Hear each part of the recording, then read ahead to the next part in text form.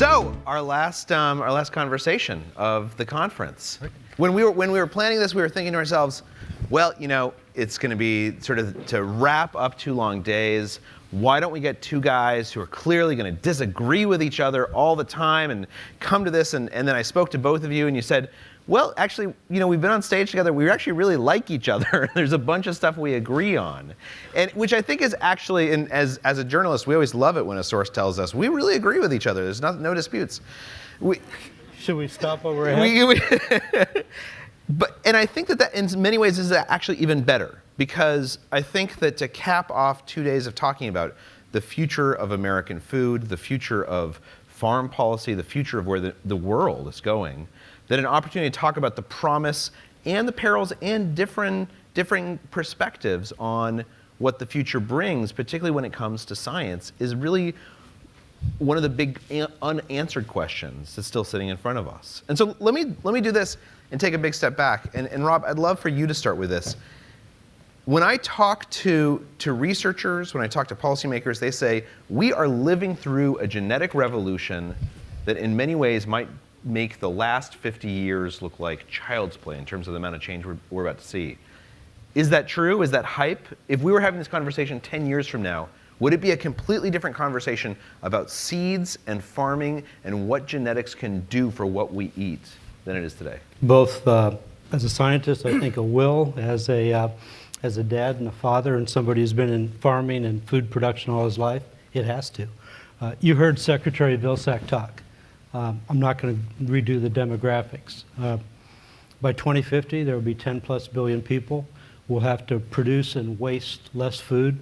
We'll have to produce more food than we have in the history of the world. We're going to have to do that with less water and with climate change. That's the challenge out there. We all know that. But I'll put all my cards on the table. We can absolutely do it. And it's because if you think about it, the 2 greatest scientific advances of our lifetimes, understanding biology down to the level of the gene, and the data science tools that give us an amazing ability to make better decisions, are all coming together in agriculture. And for me, this is an absolutely exciting time to be in this industry and to watch it change how we grow crops and produce food. And one of the things that's so key, and first of all, I wanted to say thanks for inviting me. You know, there was times when folks from Monsanto may not have been as welcome at a meeting like this, but I think what you've seen, just as the way Ricardo and I have evolved over the years and our perspectives, the key to all this is to have the dialogue, the understanding, to make the right policy decisions for the right reasons. You know, as I look around this audience, there's kids here that are half my age. You know, 2050 seems like a long way away. It's 34 years. The decisions we make on the tools, the science, what's acceptable, what consumers understand, you know, policymakers making the right decisions for the right reason, I think all starts with dialogue like this, and I'm so delighted to be here. Ricardo, let me ask you, you come from the Union of Concerned Scientists. Are you concerned as we're looking at these new tools that are emerging that I think everyone agrees contain promise, like CRISPR, the ability to edit gene sequences with a specificity never dreamed of before? Are you concerned about how we're going to get to 2050? I am, but actually let me go back to your introduction. I think you spilled the beans on something that Rob said, because I don't recall saying to you that I loved Rob, so that was very sweet of you to say. Come on. But there's the blackmail picture there, I see. But what we did say was that in so many words, I think we're tired of the same old GMO wars. And I specifically want to talk about the big picture, which is where we want the agricultural system to get. What do we want it to look like? Because when we answer that, we know what technologies will best serve that end. Mm-hmm. Now, the actual question that you asked around where we are with the genetics revolution is that I do believe that there is huge potential ahead. We're only at the very beginning of digging in at some of the answers that Rob just described. And so we're at the very beginning of understanding very simple things, such as has been manifested in biotech, the insertion of a single gene, but actually the regulatory system behind that. and how to talk directly to that system and get it to express its native genes rather than manipulating by inserting foreign genes, that's the future. And that's beginning to be painted out. And so there's totally different possibilities that will result from that. There are regulatory consequences in terms of how we actually deploy that technology. There's questions about who pays for that and who's going to benefit for that technology. There's complexities around that. So we haven't seen anything so far in terms of the questions that must be answered. Having said that, I think that the genetic technology is only going to be a component, only a part of how we answer the question, how are we going to get to the agricultural systems that we're going to need in order to encounter the challenges that Rob mentioned for 2050. So I actually think that's the more productive discussion. What kind of agricultural system do we need? We could go down the rabbit hole of the technologies, how they work, little details like that. I would only say I think there's been a very systematic review of the science of the 2 decades of biotech that was recently done by the National Research Council. It was very well done science. A lot of the standard questions that we had over that period of time, they did a very nice job of reviewing and giving us some concrete answers, at least as much as the data can reveal up until now. So I think that for people who are interested in those sorts of questions, there's a source there. And I would like to take this opportunity to actually talk about that future system. So let's talk about that. Because there's different groups that we're serving, right? What is the agricultural system to 2050 to serve feeding our planet, to serve the farmers, to serve the governments, to serve the environment? What am I missing there? Who else are stakeholders? Well, that's the question. The eaters, the environment, the farmers. Yeah. So what are there differences in vision of what that should look like? I think here you'll see big differences, but let's see. Yeah. Rob, you go first. Well, maybe not. So Monsanto's a seed company.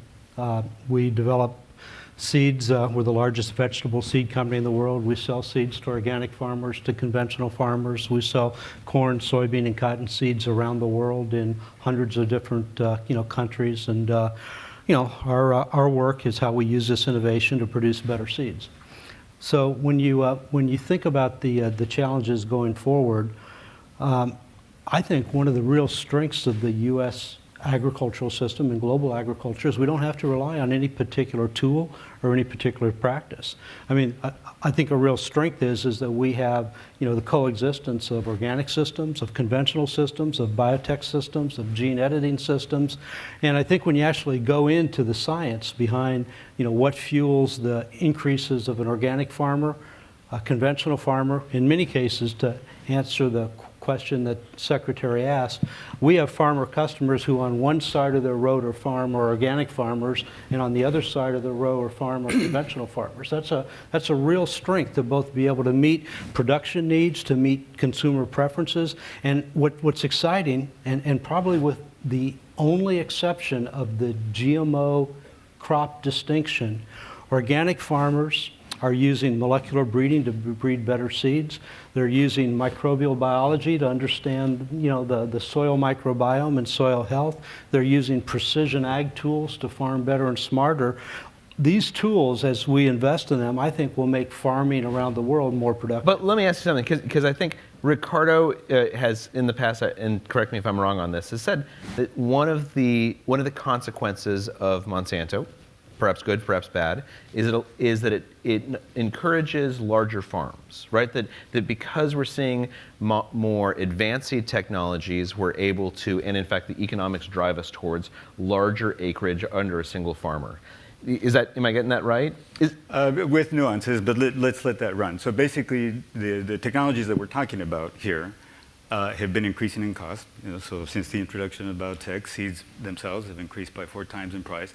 So the economies of scale tend to benefit those that are operating larger farms. And actually the problems that biotech seeds solve right now are the problems preferentially of people that have to manage thousands of acres. It does help them solve that problem. So do you agree, and is that a bad thing? There's a lot of myths, and that's one that we ought to just poke the bubble a little bit.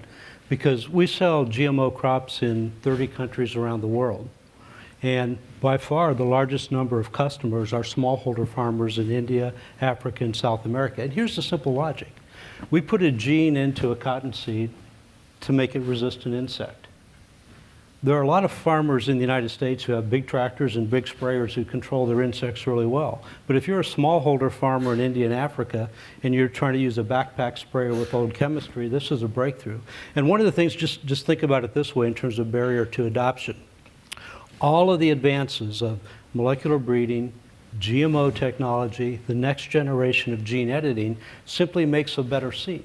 And every farmer in the world knows what to do with the seed if you give them a better seed. And then you have the other side of the technology that's coming.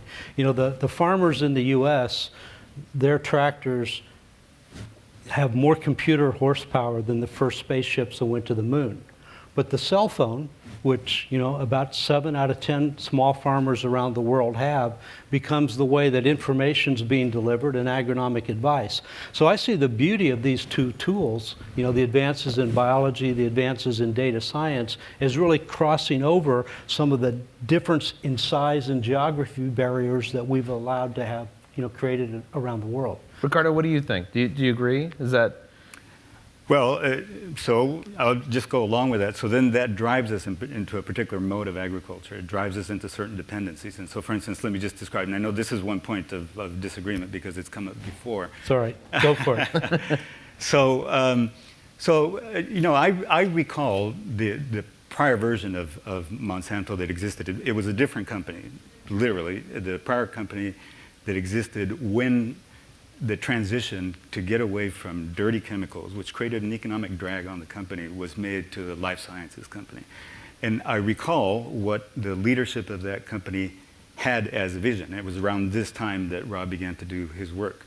So the vision was to get away from the dirty chemicals and to deliver all of the benefits that the farmer would be able to enjoy in the seed. The seed would be the vehicle to deliver all of this. Now, what actually happened was that, yes, seeds have improved. This is, I want to come back to this topic because they haven't improved, neither exclusively nor primarily because of the introduction of biotech traits. But let me just mark that and come back. So seeds have improved, but they're a system of technology. You don't just buy the seed.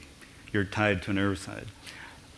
In addition to and Roundup, specifically Roundup is one that most people would be familiar with. Well, initially, yes, but there are various systems now that are out there on the market as well.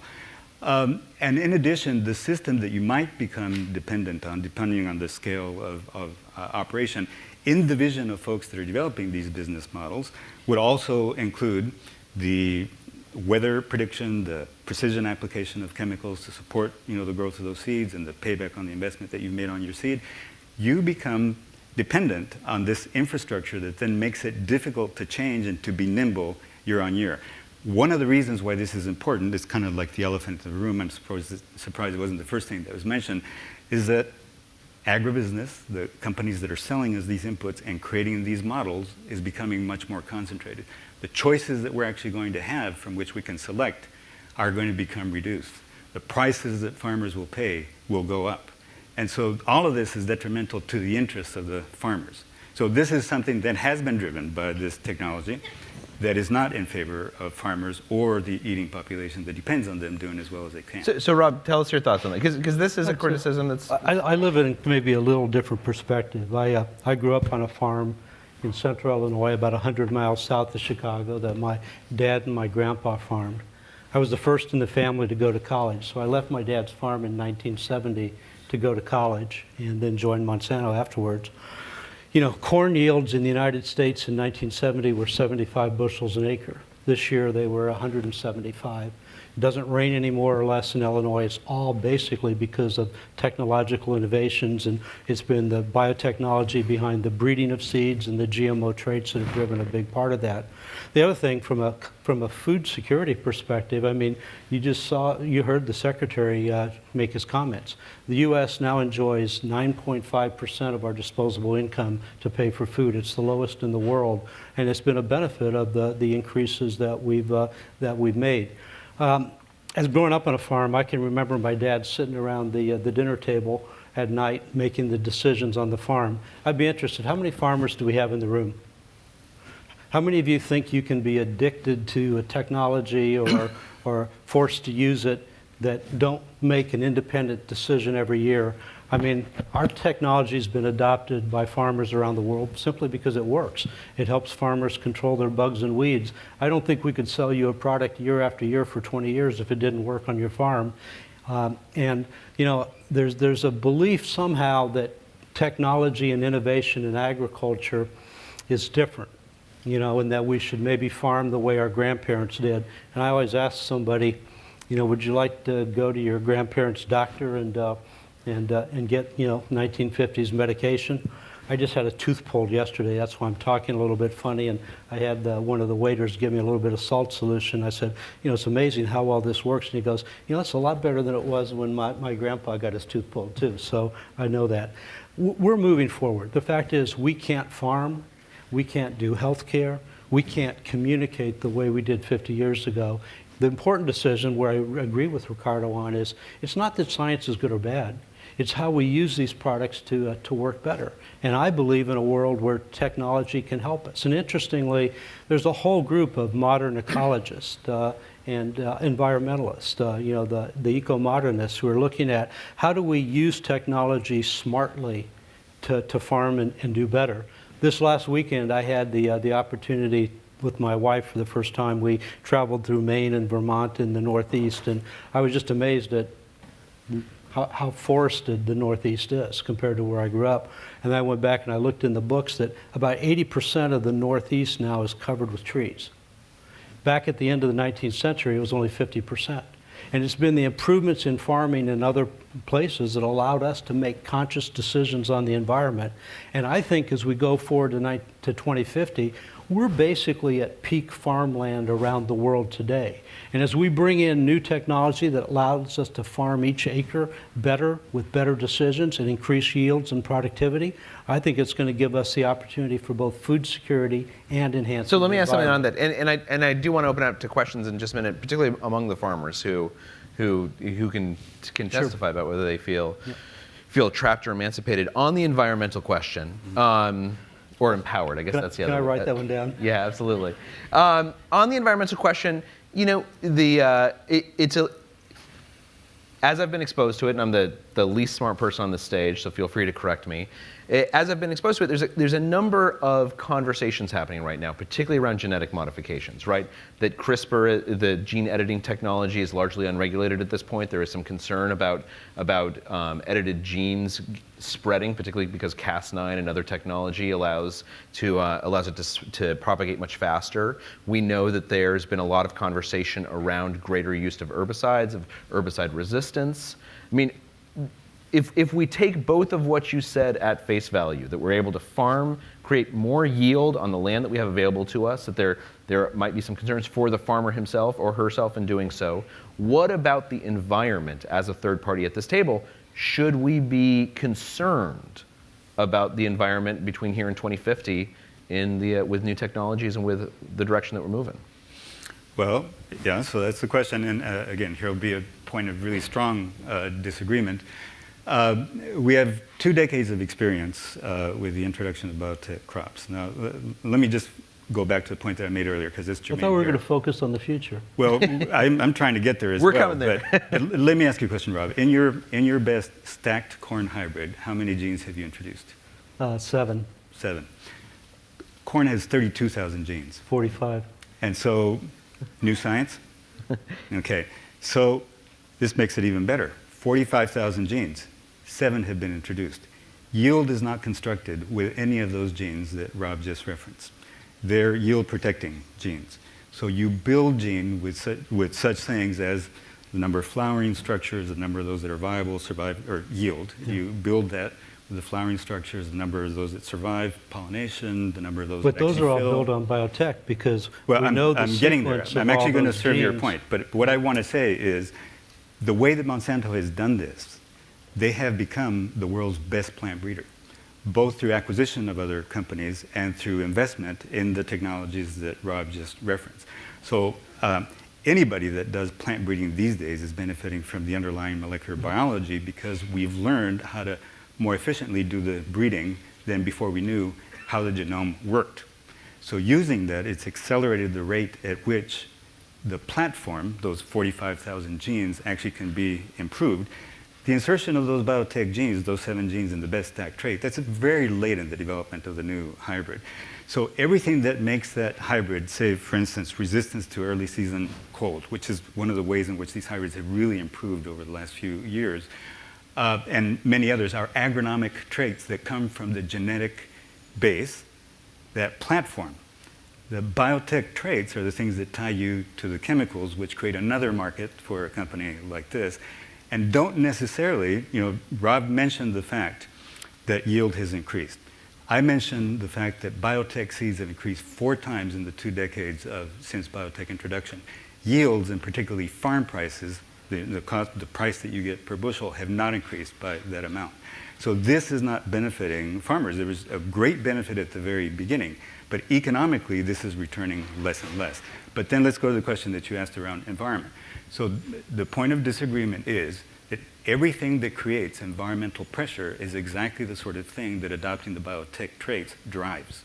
So, and it's the first point that I made. I know we disagree, but it is operating at very large scales. And the point that I made, that the use case for utilizing these traits is you have thousands of acres that you need to manage. You have very small windows within which you can do field operations.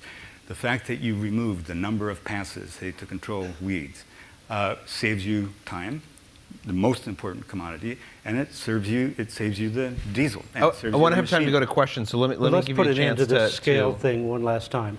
We've had a 7-year collaboration with the Gates Foundation to use all of these biotech methods, the molecular breeding, the gene editing, the GMO technology, to help farmers develop crops in parts of Africa. And the beauty of this is the cost curve is down so much that you can sequence the genome of millet or any of the smallholder crops that are important. I think, maybe what you said might have been true 20 or 30 years ago, but as we look at the future, here's the easiest way to think about what's going on. The world's crops have been improved from the beginning of time.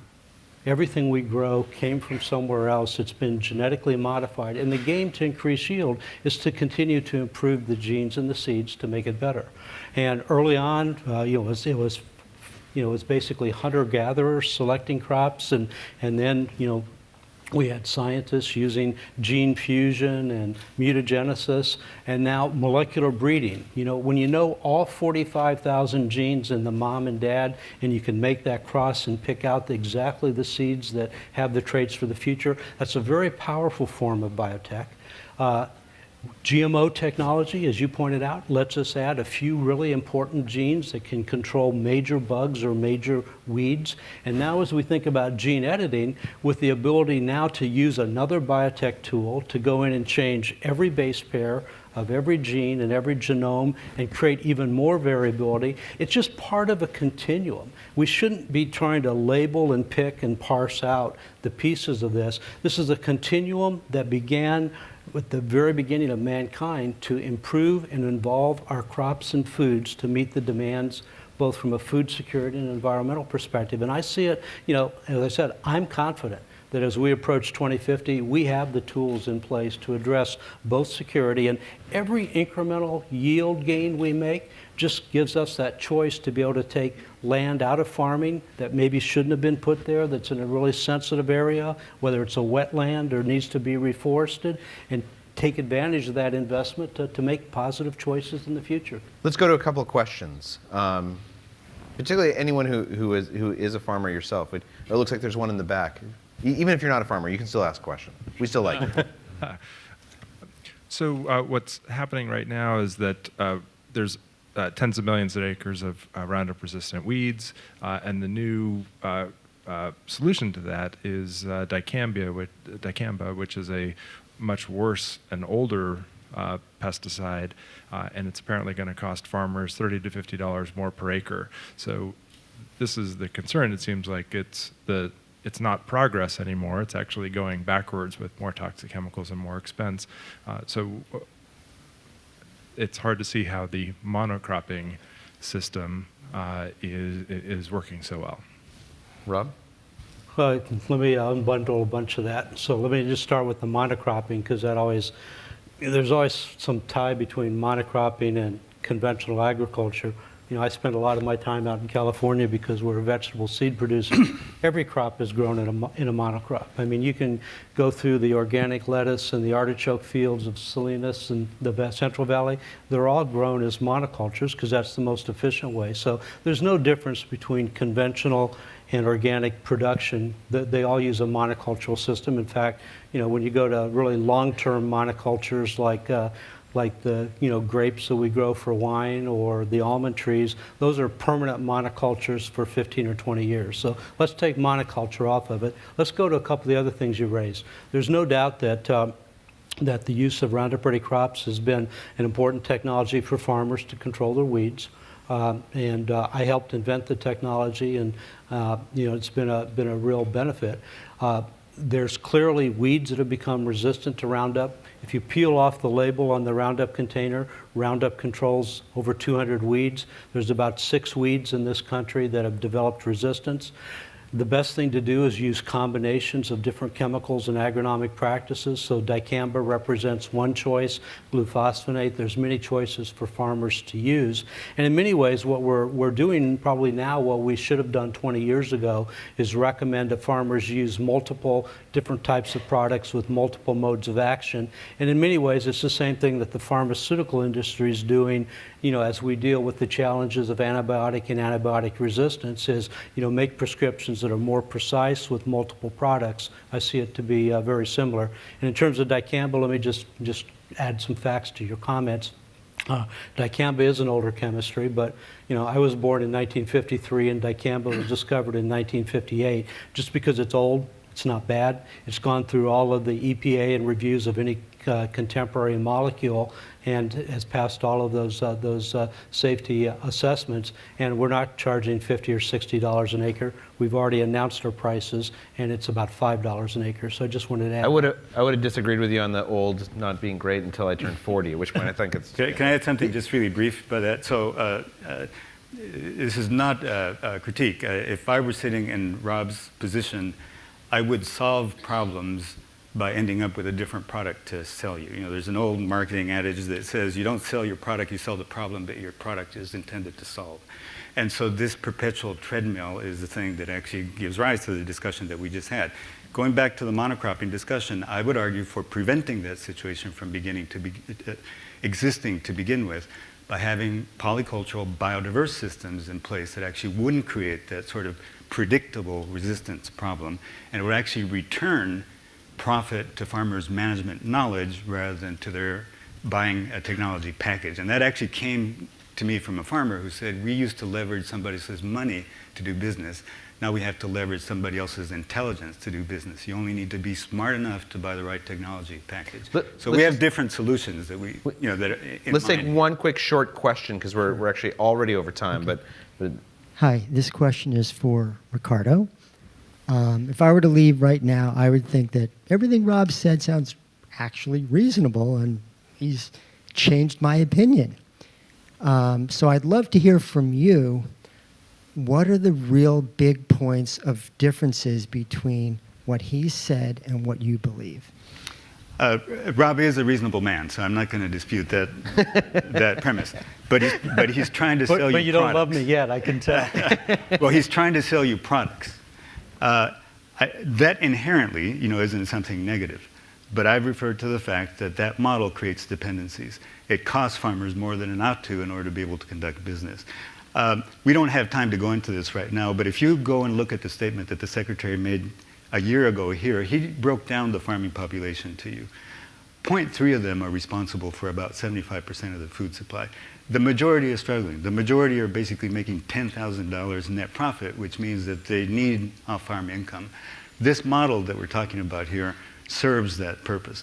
I'm interested in a system that returns more profit to farmers' knowledge, and buying off-farm intelligence is not the way to do that. And it doesn't have to be that way. It isn't like we don't have alternatives. The alternative is an agroecological system where our knowledge of the biology that we are managing is actually what is rewarded. So that's I think. Robb, I want to give you a chance to respond if you feel like you. I don't really think so. I mean, very different views. We sell seeds in this country to 250,000 farmers, from small 1-acre farmers to farmers who have 40 or 50,000 acres. Farmers are smart business people. They will not buy a product if it doesn't create benefit, and they won't buy it every year for 20 years if it doesn't. So I'm confident that farmers have lots of choice and make the decisions for the right thing. So rather than thinking about the differences, I mean, I think all of us, we all want a healthy food system. We want food security in the world. We want a better environment. Science isn't the opponent here any more than it is in the next new version of the cell phone or the next new medicine. It's how we use the science. I believe we need all the options on the table today. The advances in biology, the advances in equipment, the advances in data science. That is what's going to create the system so that we can farm differently and better in the future. And that's the key. Let me say one thing. Thank you both for this fascinating conversation. I think the one thing that probably everyone in this room can agree on is, over the last decade, this conversation, particularly the GMO wars, has not been sophisticated enough, that it's fallen into these caricatures. And so thank you so much for both of you joining and helping us understand a little bit more the sophistications behind this, and hopefully we'll continue the conversation and Thanks make much. the world a better place. Appreciate it. I love you, man.